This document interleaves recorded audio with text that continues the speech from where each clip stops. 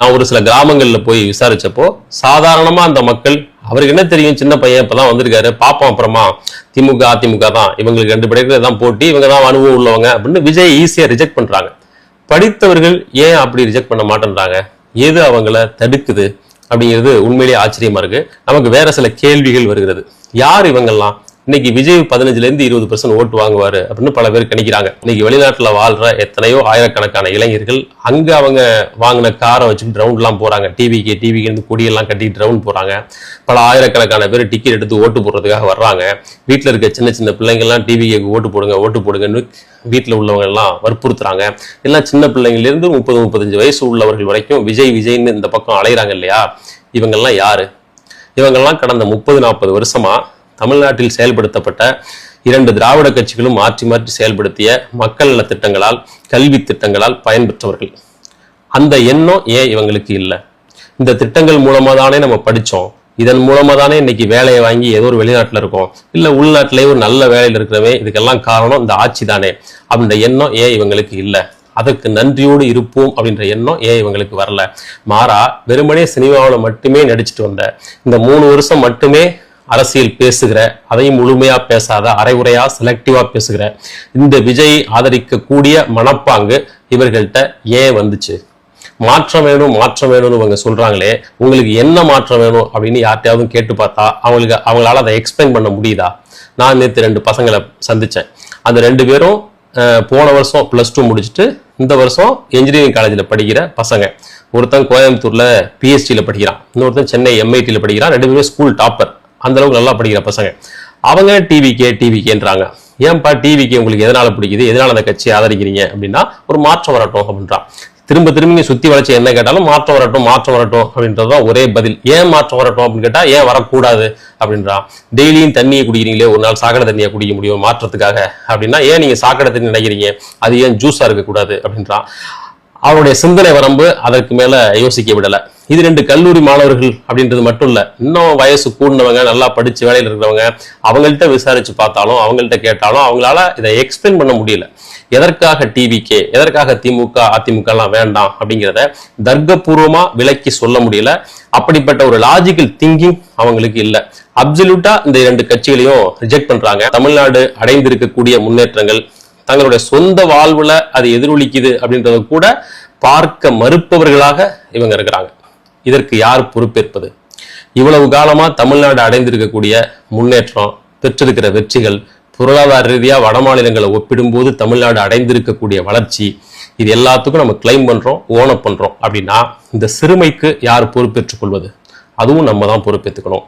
நம்முடைய கல்வி முறையில, பாடத்திட்டத்துல தமிழ்நாடு ஏன் இந்த அளவுக்கு வளர்ந்துருக்கு அப்படிங்கிறத அரசியல் ரீதியா இவங்கள்ட்ட கொண்டு போய் சேர்த்திருக்கோமா? மாறா என்ன நம்ம செஞ்சிருக்கோம் அப்படின்னாக்க, வெல்ஃபேர் ஸ்கீம்ஸ். இவங்க இப்படி இன்னைக்கு சிந்திக்கிறாங்க அப்படின்னாக்க, நீ படிச்சு முன்னேறு போன்னு திரும்ப தனி மனித முன்னேற்றத்தை மட்டுமே அடிப்படையாக கொண்டு 2 திராவிட கட்சிகளின் பொருளாதார கொள்கைகள் வகுக்கப்பட்டதுதான் நேரடியான ஒரே காரணம். ரொம்ப ப்ரிசைஸா சொல்றதா இருந்தா அதுதான். வெல்ஃபேர் ஸ்கீம்ஸையே குற்றம் சொல்வது அல்ல நோக்கம். ஒரு அரசாங்கம் வெல்ஃபேர் ஸ்கீம்ஸ் அடிப்படையில தான் இயங்கணும். பட் அதை மட்டுமே அடிப்படையாக இயங்குனா இப்படிப்பட்ட முட்டு சந்தில தான் நிற்கும். இன்னைக்கு எல்லாரும் சொசைட்டியை பத்தி சிந்திக்க மறுப்பதன் காரணம் என்ன? அப்படிப்பட்ட ஒரு டிஎன்ஏவே, அப்படிப்பட்ட சிந்திக்கிற திறனே அவங்களுக்கு இல்லாமல் போனதற்கான காரணம் என்ன? சின்ன பிள்ளையிலிருந்து திரும்ப நீ படி, மேலப்போ, முன்னேறு, குடும்பத்தை பாரு அப்படின்ற இந்த ஒற்றை அஜெண்டா மட்டும்தான் அவங்க மூளையில திணிக்கப்பட்டிருக்கு. அதனுடைய விளைவு தான் இன்னைக்கு நம்ம நேரடியா பாக்குறோம். இன்னைக்கு பாரதிய ஜனதா கட்சி என்ன பண்ணுது? வாய்ப்புள்ள அத்தனை இடங்கள்லயும் பாடத்திட்டத்துல அவங்களுடைய கொள்கையை புகுத்துறாங்க. தமிழ்நாடு மாதிரியான எதிர்க்கிற மாநிலங்கள்ல கூட அதை எப்படியாவது உள்ள இன்ஃபில்ட்ரேட் பண்ண முடியுமா அப்படின்னு பாக்குறாங்க. அப்படி ஏதாவது இந்த 2 திராவிட கட்சிகளும் பண்ணிருக்கமா? சுயமரியாதை இயக்கம்னா என்ன, சமூக நீதினா என்ன, எப்படி இந்த மாநிலம் வளர்ந்துச்சு, நம்ம எப்படி முன்னேறி வந்திருக்கோம், சமூகத்துக்கு கடப்பாடு உள்ளவர்களாக நாம் இருக்க வேண்டியதன் அவசியம் என்ன அப்படிங்கிறத உணர்த்திருக்கமா? எதுவுமே இல்லை. ரொம்ப முக்கியமா கல்லூரிகள்ல நடத்தப்பட்டு இருந்த தேர்தல் ஏன் நிறுத்தப்பட்டுச்சு? அதற்கான காரணம் என்ன? இன்னைக்கு தமிழ்நாடு இப்படிப்பட்ட முட்டு சந்தில நிக்குது அப்படின்னாக்க கல்லூரிகளில் தேர்தல் நிறுத்தப்பட்டது ரொம்ப முக்கியமான காரணம். அந்த வயசுல அரசியல் பேசாம வேற எந்த வயசுல அவன் பேசுவான்? தப்பும் தவறுமா என்னத்தையும் பேசிட்டு போறான். இவன் திமுக பேசட்டும், அதிமுக பேசட்டும், பாஜக கூட பேசட்டும். அந்த வயதில் அப்படிப்பட்ட அரசியலை பேசும்போது முட்டி மோதி ஏதோ ஒரு முடிவுக்கு வருவான். எதுவுமே இல்லாம அப்பொலிட்டிக்கலா நீ படி, முன்னேறு, மேல போ, அமெரிக்கா போ, ஐரோப்பா போ சொல்லி வெறுமனே தனி மனித முன்னேற்றத்தை நோக்கி மட்டுமே புஷ் பண்ணா அவன் முன்னேறினா, சம்பாதிச்சான், குடும்பத்தை பார்த்தான், கடைசியில சொசைட்டியை மறந்துட்டான். எதனால நான் இங்க வந்தேன் அப்படிங்கிறத மறந்துட்டான். அதை நம்ம சொல்லிக் கொடுக்கல. அந்த பொறுப்பை நாம் ஏற்றுக்கொள்ள வேண்டும். இனியாவது அதை சரி செய்வதற்கான வாய்ப்புகளை நம்ம உருவாக்கிக்கணும். அடுத்து வரக்கூடிய திமுக ஆட்சி, நான் உறுதியா திமுக ஆட்சி வரும் அப்படின்னு நம்புறேன். 170 to 180 சீட்டுகள் அவங்க பிடிக்கலாம்னு நினைக்கிறேன்.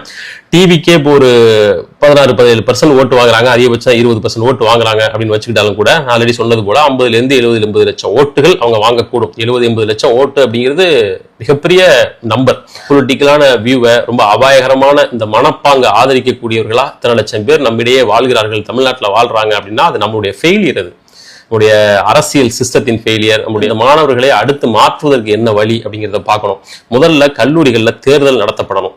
அதுல என்ன பிரச்சனை நடத்துறதுல ஏன் நிறுத்தினாங்க, அது மூலமா சின்ன சின்ன பிரச்சனைகள் வந்தா வந்துட்டு போட்டோம், அதெல்லாம் ஓவர் கம் பண்ணி தான் வரணும். திமுக வீச்சா வளர்ந்த காலத்துல கல்லூரி தேர்தல்கள் இல்லை அப்படின்னாக்க இவ்வளவு தூரம் அரசியல் பற்றிருக்க முடியுமா? இவ்வளவு தலைவர்கள் உருவாகி வந்திருப்பாங்களா? தமிழ்நாடு இந்த நிலைமைக்கு வந்திருக்குமா? அந்த தேர்தல்கள் மறுபடியும் கட்டாயம் நடத்தப்படணும். அடுத்தது ஸ்கூல் எஜுகேஷன் இவ்வளவு தூரம் எதுக்கு திறந்து விடணும்? ரொம்ப லிபரலா விட்டுருக்காங்க பசங்களுக்கு ஆசிரியர்கள் மேல எந்த மதிப்பும் இல்லை. ரொம்ப பெரிய மனிதர்கள் போல அந்த சின்ன பிள்ளைகளை நடத்த முடியாதுல்ல. அவங்க வயதில் குறைந்தவங்க, தங்களால சொந்தமா முடிவெடுக்க முடியாதவங்க. அதனாலதான் அவங்களுக்கு கைட் பண்றதுக்கு ஆசிரியர்கள்னு ஒருத்தர் இருக்காங்க. தப்பு பண்ணும்போது ஆசிரியர்கள் நம்மளை தண்டிப்பாங்க அப்படின்ற எண்ணம் அவங்க மனசுல இருக்கணும். ஒரு திக்குன்னு இருக்கணும்ல, எதை பண்ணாலும் நம்மள யாரும் எதுவும் பண்ண மாட்டாங்க அப்படின்ற நிலைமை இன்னைக்கு இருக்குது. முன்னாடி அப்படி இல்லை, இன்னைக்கு அப்படி இருக்குது. இந்த ஃப்ரீ பொருட்கள் இவ்வளவுதெல்லாம் கொடுக்குறாங்க இல்லையா, இவ்வளவு பொருட்கள் தேவையில்ல. ரொம்ப அடிப்படையான சில பொருட்களை கொடுத்தா போதும். அது என்ன ஆகுது அப்படின்னாக்க, அந்த பொருட்கள் பத்தின எந்த மதிப்பும் மரியாதையும் அவங்களுக்கு அடியோட இல்லை. வாத்தியார் மேல மதிப்பு இல்லை, பள்ளிக்கூடம் மேல மதிப்பு இல்லை, புத்தகம் மேல மதிப்பு இல்லை, எதுக்கும் பயம் இல்லை. ஒரு டிசிப்ளின் வேணும், ஒழுக்கம் வேணும், ஒரு கட்டுப்பாடு வேணும். ஒரு பொது ஒழுங்கை ஒரு சோசியல் ஆர்டரை ஒரு கட்டுப்பாட்டின் மூலமா, ஒரு தண்டனையின் மூலமா தான் ஏற்படுத்த முடியும். மாறா அன்பா சொல்லலாம் திருத்த முடியாது. அப்படியெல்லாம் அன்புக்கெல்லாம் கட்டுப்பட்டு ஒரு சமூகம் திருந்தாது. அது ஒரு பொது ஒழுக்க விதிகள், அதை நிலைநாட்டுவதற்கு கட்டுப்பாடுகளும் தண்டனைகளும் சட்டங்களும் தான் தேவை. பள்ளிக்கூட கேம்பஸ்க்கும் அது பொருந்தும். அதனால ஆசிரியர்களுக்கு மாணவர்களை கட்டுப்படுத்தக்கூடிய அந்த அதிகாரத்தை கொஞ்சமாச்சும் கொடுக்கணும். அந்த கண்ட்ரோல்குள்ள முதல்ல ஸ்கூல்லே அவங்க அது வரணும்.